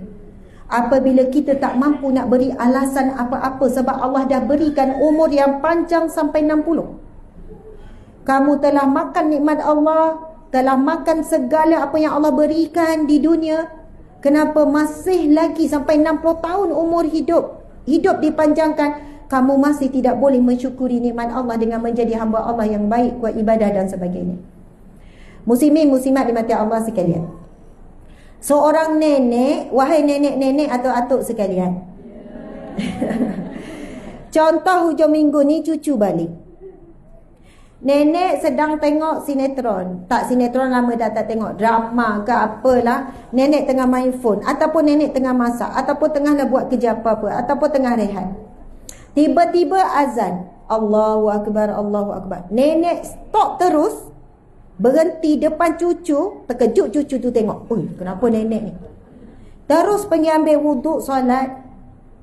Inilah nenek yang terbaik. Cucu tengok, wow, nenek apa-apa pun Allah nombor satu. Dalam hidup nenek, kan nenek-nenek, dalam hidup Wan, yang dia ingat, bila azan je Wan akan tinggalkan semua benda, terus solat. Sebab apa yang dia nampak itu lebih 80% diingat dia berbanding apa yang Wan cakap. Wan tu pegang telefon, mana telefon awak ni? Kan, Wan ni duduk pegang telefon. Apa duduk main telefon tu? Wan duduk main telefon. Telefon ni tak elok. Wan duduk pegang telefon. Asyik main telefon. Wan ni ada kerja, Wan ni sibuk. Ada grup WhatsApp ni, Wan EJK Masjid. Minta maaf, saya bukan pelik EJK Masjid ya. Maksud saya, kita boleh beri alasan kepada cucu, kepada anak kita, kita sibuk dengan telefon, ada urusan. Ingat dia boleh terima alasan kita tu. Dia orang pun ada alasan kenapa dia orang duk pegang telefon. Tapi dia orang tak nak bersuara sebab dia orang masih kecil. Kalau dia orang boleh menjawab, hari tu tengok, Wan bukan sibuk sangat, Wan tengok Shopee. Kalau dia boleh jawab, alah Wan tengok video reels lah, kita boleh tengok lah, kita tahulah, contoh. Tapi budak tak nak menjawab, tak ada ruang. Mentang-mentang kita lebih berkuasa kepadanya. Jadi apa yang cucu nampak, anak cucu nampak ialah mak dia, nenek dia, atuk dia memang lebih banyak pegang telefon berbanding Al-Quran. Lebih banyak tengok muka telefon daripada muka cucu, muka suami, muka isteri. Lebih banyak berinteraksi dengan telefon. Sebab itu kadang-kadang bila kita tak mampu, sebab dunia hari ni banyak sangat urusan dengan telefon, sekurang-kurangnya apa yang cucu nampak, bila dengar azan je, Wan terus letak telefon, macam tak ada apa-apa telefon tu, terus solat. Inilah pendidikan yang terhebat. Ini menunjukkan kita meletakkan panggilan Allah dan solat itu lebih utama daripada semuanya. Maka ketika itulah anak cucu pun terdidik, apa-apa pun utamakan Allah. Buat apa-apa kerana Allah. Allah nombor satu. Bukan mudah. Sebab ada orang pergi dapur memang dia masuk pukul 12. Lepas tu tengah masak goreng-goreng azan. Lepas tu dia pun mengungut. Ui, cepat betul lah waktu berlalu. Ui, tak perasan dah azan. Kalau betul dia jaga waktu solat, dia akan masuk lebih awal, pukul 11, pukul 10.30, sebab dia dah target, dia nak masak siap sebelum zuhur. Mulalah dia nak siapkan dulu, lepas masak nak bersih, nak kemas. Kita punya mulut cakap dah settle semua baru khusyuk. Akhirnya kita meletakkan Allah di hujung pekerjaan kita. Itulah permulaan tak khusyuk. Konon dah siap settle semua, relax, boleh khusyuk semayang. Tidak. Itulah permulaan tidak khusyuk. Meletakkan Allah di awal setiap pekerjaan, itulah permulaan kepada khusyuk. Itu yang pertama. Yang kedua, menunaikan solat fardu secara berjemaah. Kau nak kupas ni jadi panjang. Yang ketiga, membaca Al-Quran dan bertadabbur dengan istiqamah. Baca Al-Quran dan tadabbur dengan istiqamah. Amalan yang keempat untuk husnul khatimah, menunaikan solat tahajud dan qiyamul lail pada malam hari. Tahajud dan juga qiyamul lail pada malam hari berdasarkan hadis Nabi, bukan hadis Nabi, ini firman Allah surah Al-Isra ayat 79. A'udzu billahi minasyaitonir rajim. Wa minal laili fatahajjad bihi nafilatan laka 'asa ay yab'athaka rabbuka maqaman mahmuda. Sadaqallahul azim. Masya Allah, hebat sangat. Allah Subhanahu wa taala berfirman, wa minal laili, daripada sebahagian malam, fatahajjat bihi, maka bangunlah bertahajud baginya, padanya. Fatahajjat bihi nafilatan laka, sebagai satu ibadah tambahan bagimu. Asa, mudah-mudahan, ayya ba'athaka rabbuka, akan dinaikkan oleh Tuhanmu, maqam mahmuda, maqam yang terpuji. Orang yang bangun tahajud, istiqamah tahajud, Allah naikkan dia darjat di maqam yang terpuji. Muslimat sekalian, bukan senang nak istiqamah tahajud. Macam mana nak boleh bangun tahajud? Jangan tinggal ya. Sebelum tidur, masa dah baring, baca ayatul kursi. Itu hadis Nabi yang sahih. Nabi bersabda, barang siapa apabila belakang badangnya keluar gandung ustazah. Aduh, Kak Mai lagi datang KL, cakap KL daripada tadi, keluar juga badang. Apabila dia telah merapatkan belakang badannya. Okey, belakang badannya dah baring. Maksudnya dah baring. Sunat baca ayatul kursi masa dah baring. Ustazah, kepala tak tutup, tutup je lah, cover dengan selimut ke apa ke. Tak semestinya tutup aurat, boleh baca. Tapi saya biasa rasa segan nak baca dengan macam tu, kita tutup sikitlah dengan selimut yang ada tu kan. Masa baring baca. Nabi sebut apa? Maka dia akan dilindungi oleh Allah daripada syaitan, daripada malam dia tidur sampai dia bangun, sehingga kan syaitan tidak boleh menghampirinya. Syaitan nak pergi dekat pun tak boleh. Antara penghalang yang bersungguh-sungguh supaya kita tak bangun tahajud, susah nak bangun, syaitan lah yang ikat kita. Dia datang ikat kita. Ikatan yang sangat kuat sampai rasa sedap, sejuk. Macam-macam lah kita cerita alasan. Malam tadi tak berapa lena lah bang. Oh, sakit urat, sakit pinggang. Oh, dah lama sekian-sekian. Macam-macam kita boleh cipta alasan. Syaitan bisik. Tetapi siapa yang baca ayatul kursi masa dah baring tu, syaitan nak hampir pun tak boleh, Nabi sebut. Allah akan melindungi. Masya Allah. Okey, yang kelima, selalu berzikir di setiap waktu dan selalu mengingati Allah. Dia sentiasa berzikir kepada Allah Subhanahu wa taala. Yang keenam, hadir ke majlis ilmu, melazimi hadir ke majlis ilmu. Saya tak baca dah ni dalil ni, ada banyak dalil. Saya dah tunjuk tadi, saya merujuk kepada buku yang disusun oleh Maktabah Al-Bakri, iaitu Dr. Zulkifli Al-Bakri. Masya Allah. Itu dia ada bagi signal, masa dah habis. Masya Allah. Seterusnya, banyaklah ni, meletakkan nilai kesabaran, kemudian sentiasa berpesan tanda-tanda husnul khatimah. Okey. Sebelum saya serahkan kepada Al-Fadilah Ustazah Zai. Masya Allah. Semua nak dengar kan? Tengok tu Ustazah Zai. Masya Allah. Jangan balik Ustazah. Bukan Ustazah nak masak kan? Ustazah bukan masak kan? Hari ni masak. Hari ni masak. Bagusnya Ustazah. Masya Allah, Allahu Akbar. Okey, muslimat. Tadi kita cerita sikit tentang kematian su'ul khatimah kan? Saya nak, insya-Allah 5 minit kot saya boleh habiskan cerita ni dengan segera. Mudah-mudahan lah.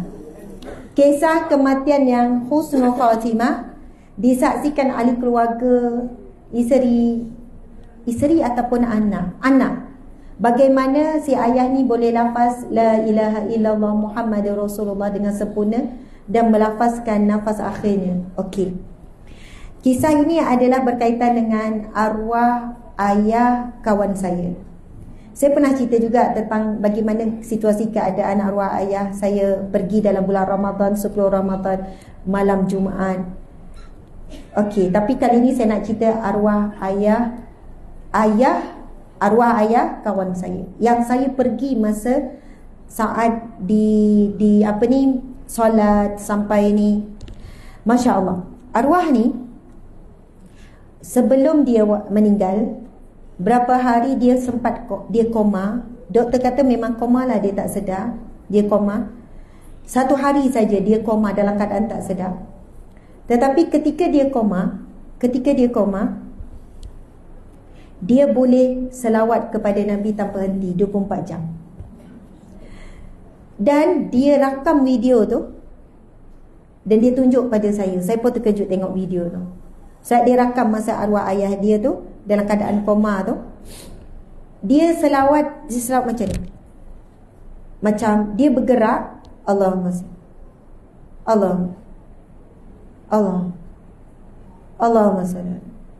Ibarat macam tu.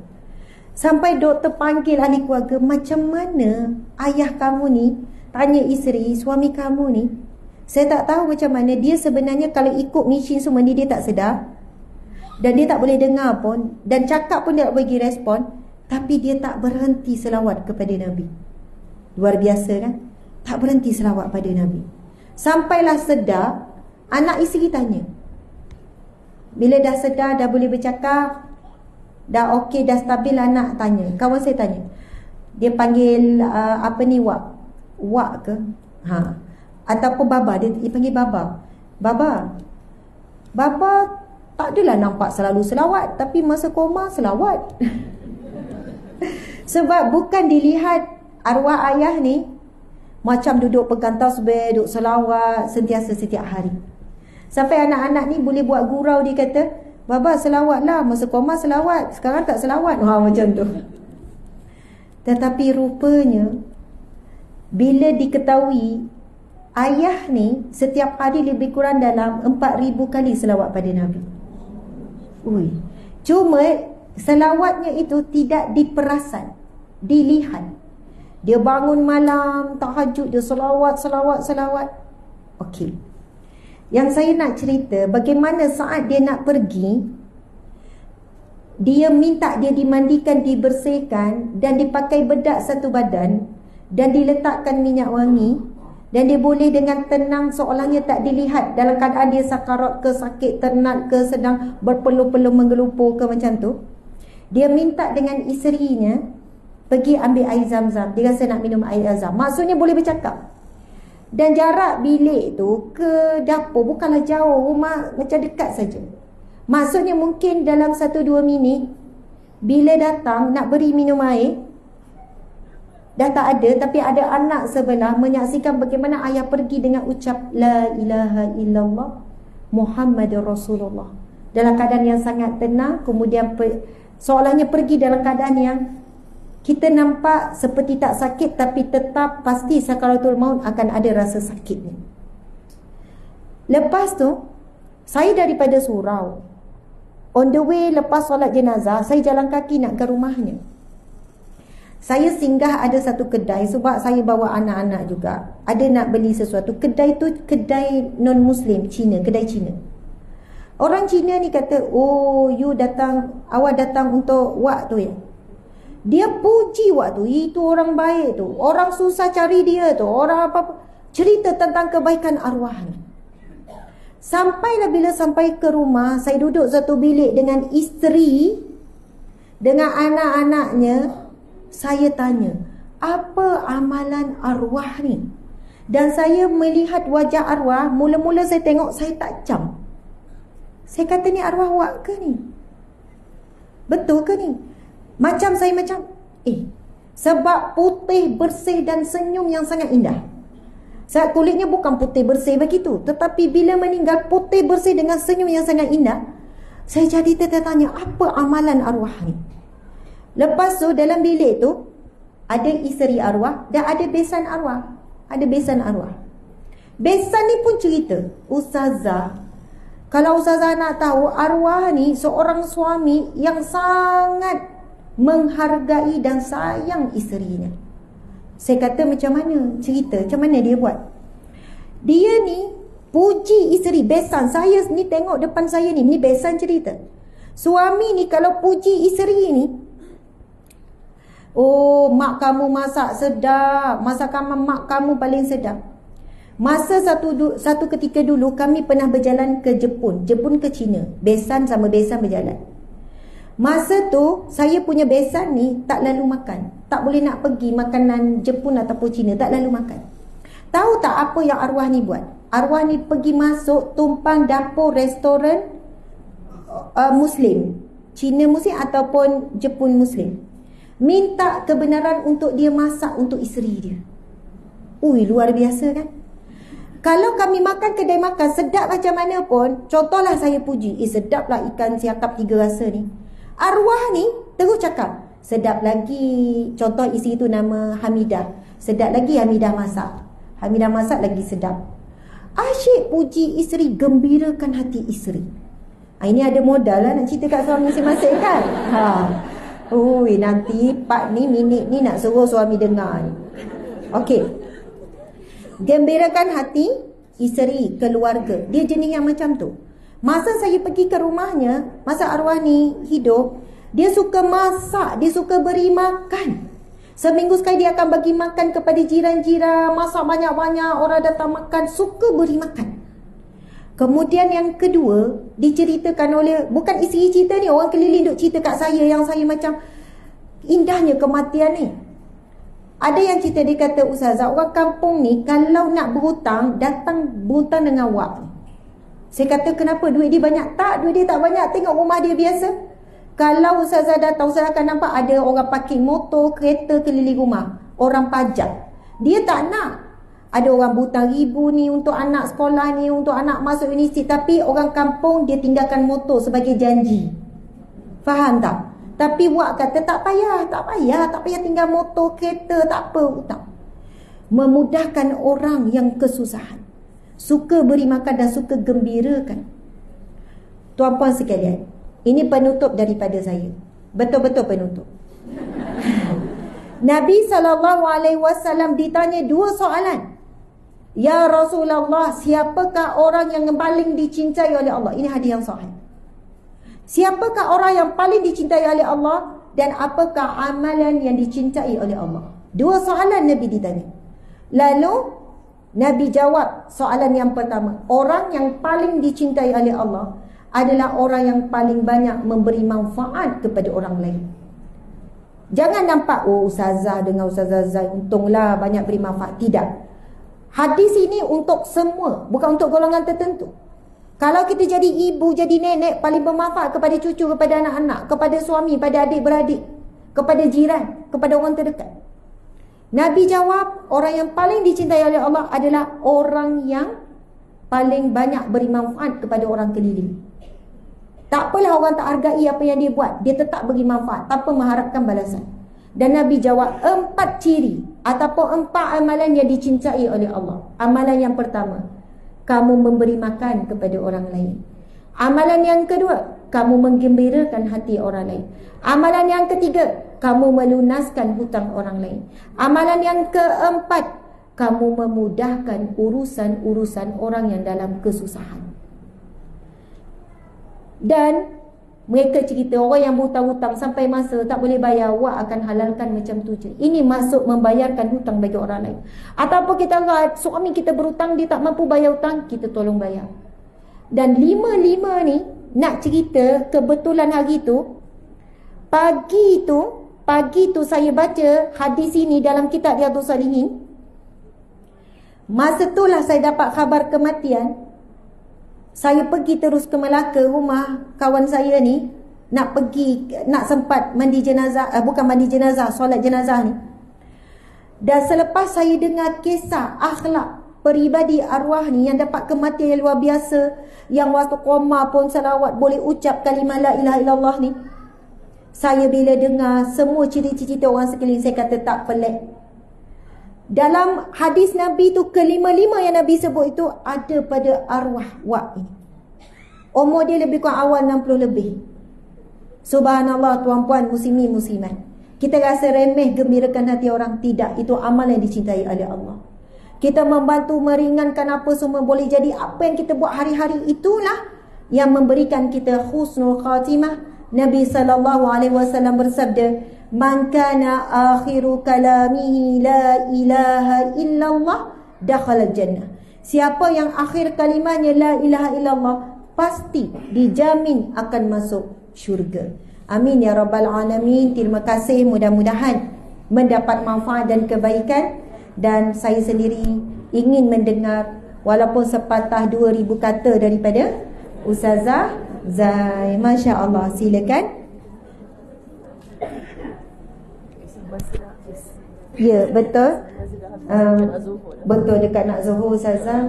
Tapi sampai 12.30 saya rasa okey. Zuhur sekarang lambat juga, 1.20 kan, lebih kurang.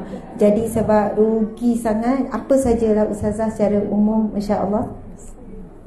MC dah ada. MC bagi. MC menyilakan. Ya, subhanallah.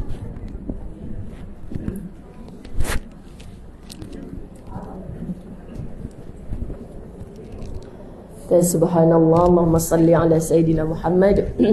Assalamualaikum warahmatullahi wabarakatuh. Satu je nak tanya. Ustazah Asma Harun datang, Ustaz Darul Saadah ni sampai penuh macam ni. Sebab sahabat-sahabat rahmat Allah, saya baru sampai daripada Mekah petang semalam. Kali ni diuji demam dekat sana sebelum balik. Lepas tu dalam kapal memang mereka hidang apa pun rasa macam tak lalu lah. Tapi bila panas badan tu dah kebah, niat je nak mengajar hari ni di kelas semua kan. Sebab bila dah niat tu, kalau kita besok tak dapat buat, mudah-mudahan mati husnul khatimah tajuk hari ni. Sekurang-kurangnya kita mati dalam niat yang baik tu. Tadi dah bagi kata 2 lah kepada kalau besok pagi saya tak larat, baru saya tak pergi ngajar. Tapi pagi tadi larat boleh je. Yang ajaib dan pelitnya 1.5 jam di Masjid Tamantar tadi, 1 batuk pun tak ada. Sekejap lagi ni batuk sebab dia paksa bagi ceramah kan. Jadi Ustazah Asma ni saya jumpa yang terkini masa Tauliah Perak baru ni. Kan. Jadi kami dalam grup Ustazah, sahabat-sahabat rahmat Allah, bila waktu macam ni je lah memang kejar, saling mengejar nak jumpa. Sebab kalau dalam grup tu jom kita buat usrah nak jumpa, orang kata cakap je tapi bikinnya tidak. Sebab memang berebut dengan masa. Kan nak jumpa rumah Ustazah Hafizah, nak jumpa rumah, kan main lagi kalau sembang tu sampai 3 hari 3 malam tak habis. Kan yang ni boleh, ni tak boleh, ni boleh, ni tak boleh. Tapi bila dapat jumpa, datang tempat keramat kawasan Kak Long ni, memang tak boleh kalau Ustazah tak datang. Tapi dah duduk kat depan, pengerusi surau pula suruh ke belakang ni, ada pintu Ustazah kat sana, boleh Ustazah masuk kata.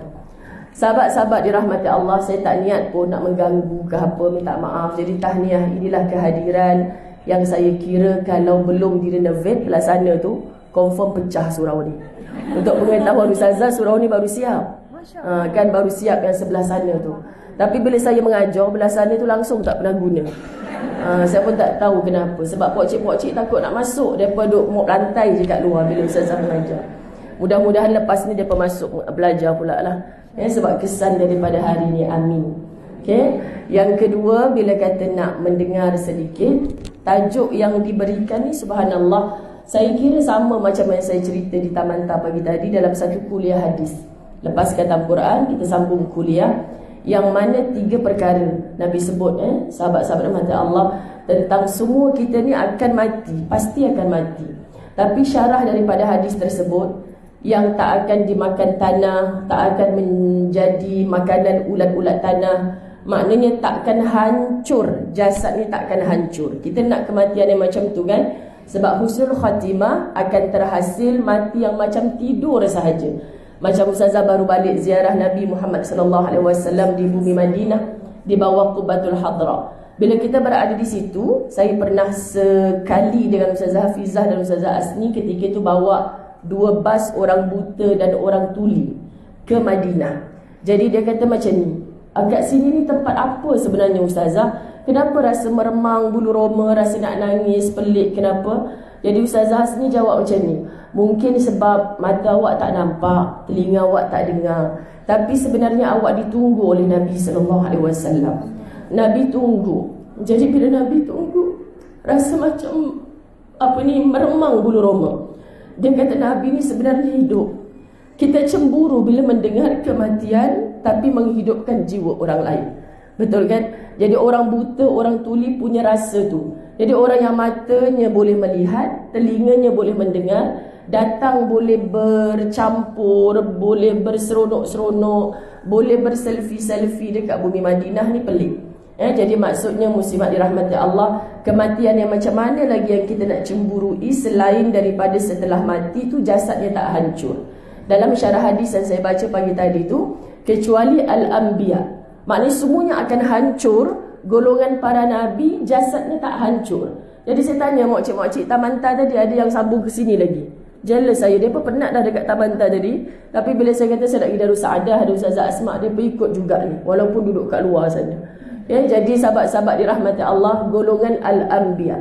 So saya kata kita ni al-anbiya ke? Ada ke makcik-makcik yang rasa malam tadi mimpi engkaulah nabi di tahun 2024? Kan tak ada lah Ustazah, sebab Rasulullah Muhammad SAW tu adalah khatamul anbiya. Takkan mungkin ada nabi baru selepas Nabi Muhammad SAW. Jadi kita mimpi tak mana pun, jumpa syekh mana pun, serban tebal atas kepala mana pun, ini dia iktiraf sebagai nabi akhir zaman. Jangan duk perasan sangatlah.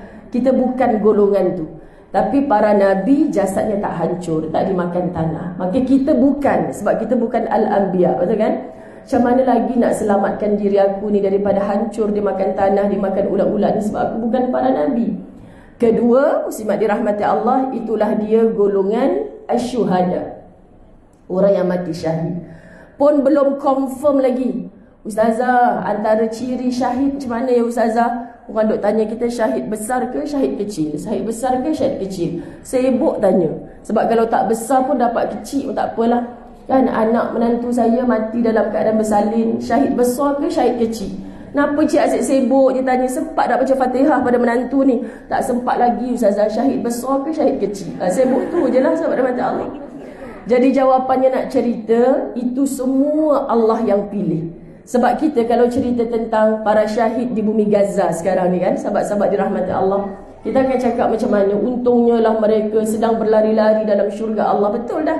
Tapi selalu semalam dalam tawaf wada terakhir saya sebut, Kak Syam yang duduk sebelah saya, kalau saya tipu tanya dia, doa lah sungguh-sungguh sahabat rahmat Allah. Maknanya kalau Kak Syam ada hari ni, semalam saya cabar, kalau wakak betul-betul kuat dan sihat balik umrah, besok kena ada kat Darus Saadah. Alamak Ustazah, insyaAllah. Jadi saya nampak dia ada, saya malulah kalau tak ada. Ini kategori mokcik juga sahabat rahmat Allah. Jadi ditakdirkan Allah, bila saya nak tawaf wada tu, saya tak pilih orang mana kena duduk sebelah saya. Tengok hal pula Kak Syam duduk sebelah aku ni. Padahal umrah 1, 2, 3 dia tak duduk sebelah saya. Tawaf wada semalam duduk sebelah saya. Dia dengar betapa saya kata muslimat dirahmati Allah, doa untuk bumi Gaza, doa untuk bumi Yaman, doa untuk bumi Syria. Semua ni adalah orang-orang yang dizalimi, disakiti, dan insya-Allah mereka ni adalah golongan asyuhada. Dan insya-Allah tak lebur jasad mereka, tak menjadi makanan ulat-ulat tanah.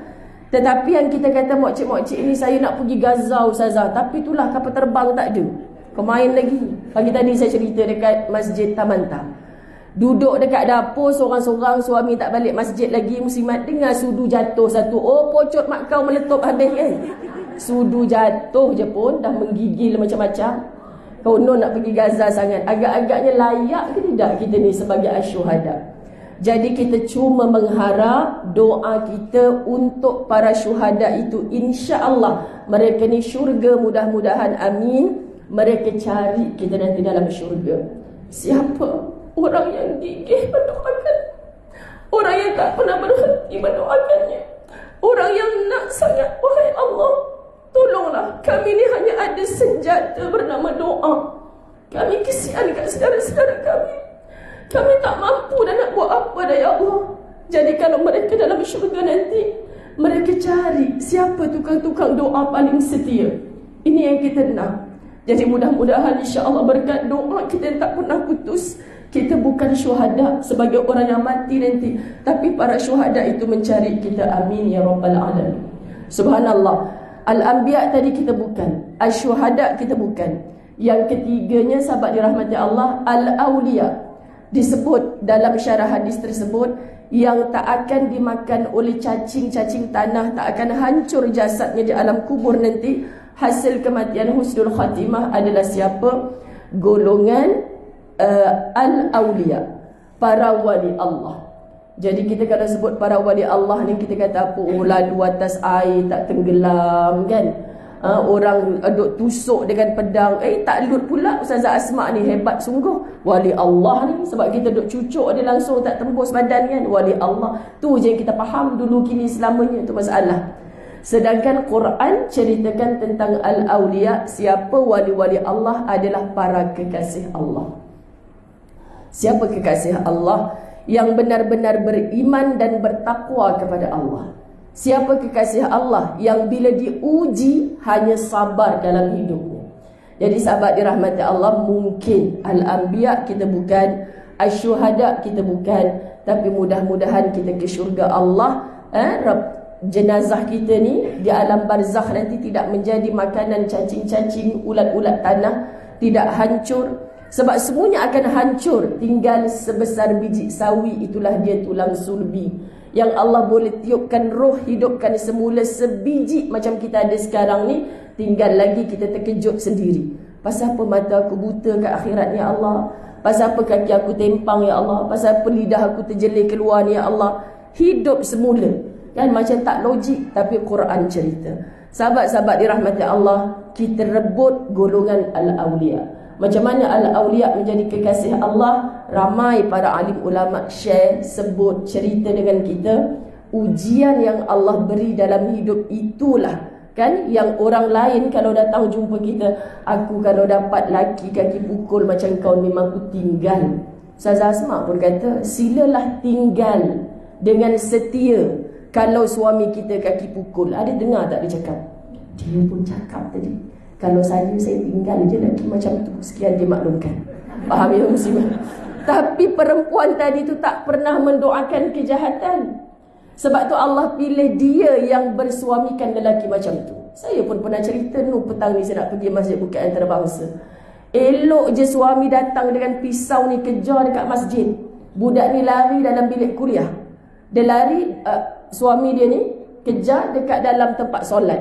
Kan cari bini dia.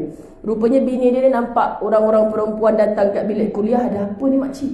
Kita orang ada kuliah pukul 2:30 petang. Dia duduk soft paling depan. Sepanjang kami kuliah dia nangis je. Lepas makcik-makcik sedap minum ngeteh semua, dia peluk saya lama. Kan pasal apa kamu ni? Tadi suami saya kejar. Dia kalau mengamuk macam tu lah Ustazah pakai pisau. Dia tak kira lah masjid ke apa. Kalau kau cakap mak bapak kau aku bunuh. Macam tu cara dia marah. Anak ketiga saya, Ustazah, saya mengandung 9 bulan. Dia pijak betul-betul atas perut saya. Tapi Allah nak saya dan bayi ni hidup lagi. Saya kata, kau masih tinggal lagi macam tu? Yalah Ustazah, saya nak ke syurga dengan suami yang begitu. Aku tak faham lah orang macam ni. Faham ke faham? Sebab dia rahmat Allah. Sebab tu Allah bagi pada perempuan macam tu. Kalau bagi pada Ustazah Zai, Ustazah Asma, ujiannya lain. Kan? Ujiannya lain. Sebab tu dalam ceramah kan dia kata, tinggal je lelaki macam tu. Astaghfirullahalazim. Ramai pakcik-pakcik duk ikut.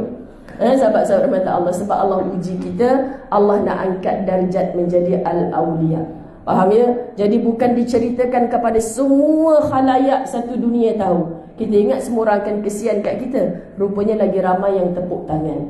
Kita nak dapat gelaran itu mati dalam keadaan husnul khatimah. Sebab bukan al-anbiya, bukan asy-syuhada, tapi paling kurang dengan ujian yang aku terus sabar sampai ke akhir hayat, ya Allah, aku diangkat darjat sebagai al-awliya di sisimu. Amin ya rabbal alamin. Mudah-mudahan sedikit, tetapi sahabat-sahabat mata Allah, sebab memenuhi kan hajat hati, nak cubit tak sampai dah pula. Semoga Allah redha. Terima kasih datang tempat Kak Long, masya-Allah, tabarakallah. Datang lagi. Sebab kalau hari-hari datang pasti penuh macam ni selalu. Dia sebab sekali tu. Betul. Itulah dia. Sebab sekali datang itulah penuh macam tu. Ustazah Asma pun tahu. Dia macam ni je, kalau saya pergi tempat dia, dia akan jadi penuh. Kalau dia datang tempat saya, dia akan jadi penuh. Faham tak maksudnya? Jadi sebenarnya manusia ni apa? Manusia ni cepat bosan. Dia cuma nak dengar yang sekali-sekala. Mohon terasa. Sebab yang sekali-sekala tu muslimat susah nak lekat dalam kepala. Kan? Jadi kalau ustaz-ustaz yang malam-malam mengajar dekat Surau Darus Saadah ni, tolonglah datang. Lunyai-lunyai dah kitab dia, tapi tak ada orang nak datang. Sedangkan ustaz-ustaz tu jauh lebih hebat daripada kami, insya-Allah. Okay, apa maaf sekali lagi, saya serahkan balik sebab tu ketua muslimat dia tu garang tu. Subhanallah, alhamdulillah. Terima kasih kepada kami. Mohon maaf selagi tidak sayang semua muslimat kerana Allah, kerana Rasulullah. Semoga kita semua dikurniakan husnul khatimah. Allahumma takhtimana bi husnil khatimah wa la takhtim lana bi su'il khatimah. Amin ya rabbal alamin. Wabillahi taufiq wal hidayah. Assalamualaikum warahmatullahi wabarakatuh. Terima kasih yang menonton, lebih kurang 6,000 lebih yang hadir sepanjang live kita, masya-Allah. Kita boleh tutup dah.